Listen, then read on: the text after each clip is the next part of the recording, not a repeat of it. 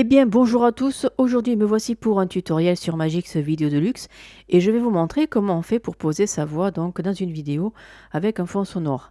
Alors, pour commencer, je vais vous montrer comment on fait pour pouvoir faire réapparaître la bande de son que vous avez intégrée dans votre vidéo. Puis c'est une vidéo à la base que je n'avais pas mis voilà, pour pouvoir mettre ma voix. Donc, j'ai besoin de faire réapparaître cette bande de son pour pouvoir y travailler après. Ok, donc je clique sur la piste 1, bien sûr, pour sélectionner la vidéo. Et je vais donc faire un CTRL plus H pour pouvoir faire apparaître cette bande audio. Bien sûr, on va la sélectionner.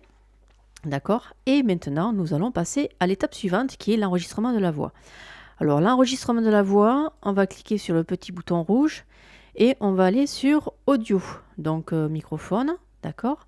Et à partir de là, donc sur l'étape 1, eh bien, on a le microphone donc, qui est bien, enfin, en tout cas, il est reconnu, puisque je le reconnais par rapport à ce qui est marqué là. Maintenant, toutefois, je vous conseille de faire un petit essai pour voir si vraiment les petites lucioles en bas s'activent. Donc, on va faire 1, 2, 1, 2. Voilà, donc effectivement, ça fonctionne. Par contre, si ça ne fonctionne pas, je vous souhaite rien du tout. Vous allez sur le bouton réglage et à partir de là, vous avez donc, bon, là on voit que ça fonctionne bien. Par contre, si c'est une entrée en ligne, ça peut arriver que parfois ça bug, hein, que ce ne soit pas reconnu, hein, pourquoi pas.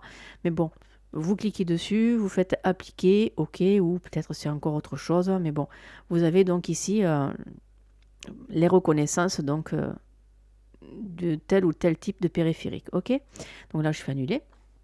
À partir de là, je vais dans qualité de l'enregistrement. Je ne vais pas le laisser sur CD audio qui est mis, on va dire, initialement, je mets sur le DAT. Voilà. Et par contre, je vais aller sur le menu avancé puisque ici, on va avoir donc la réduction automatique de volume qu'on va cliquer dessus.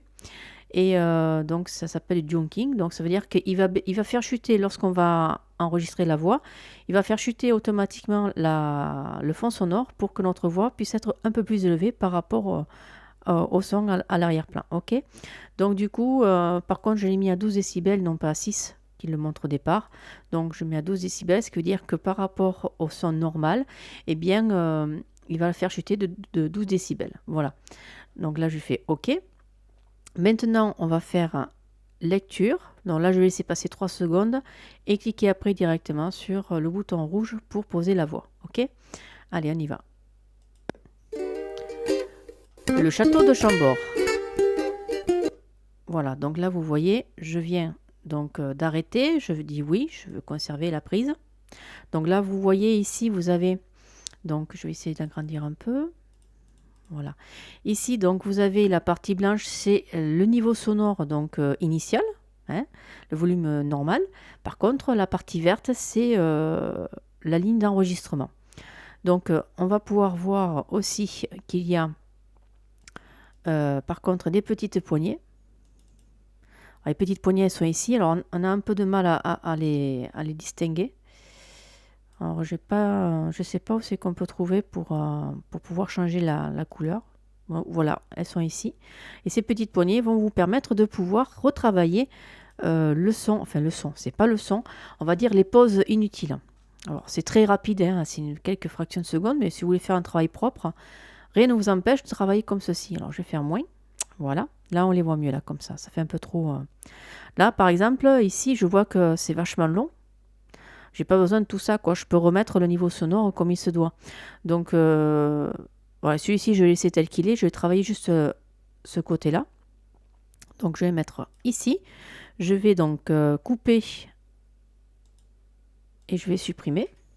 Par contre, vu que j'ai coupé ce morceau, bien sûr, ce niveau sonore-là, pour moi, eh bien, il est, entre guillemets, obsolète, hein. Donc, ce que je vais faire, je vais utiliser... Alors, bien sûr, il faut sélectionner la piste, on est bien d'accord. Et je vais donc utiliser... Voilà. Donc, et on revient sur... Il faut que ça revienne sur le vert. Voilà, alors là. Voilà, là on est bien, pratiquement bien. Alors, par contre, c'est un peu capricieux, hein, donc il va falloir être patient, hein.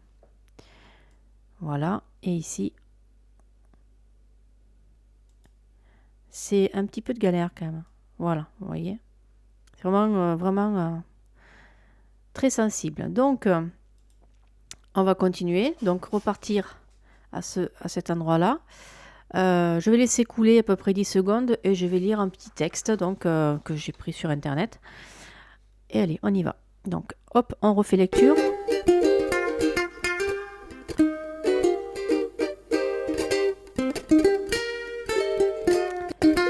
Le château de Chambord, plus vaste château de la Loire, édifié à la gloire de François Ier. Alors là, vous voyez, je viens de me gaufrer comme pas deux.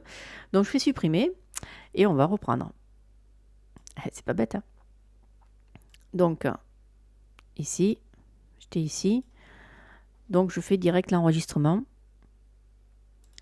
Plus vaste château de la Loire, le château de Chambord, édifié à la gloire de François Ier, se compose de plus de 400 pièces et de plus de 2000 objets d'art. Voilà.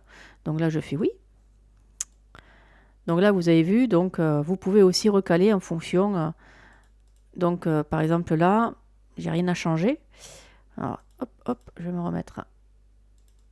Oh. Là, nanana. Voilà.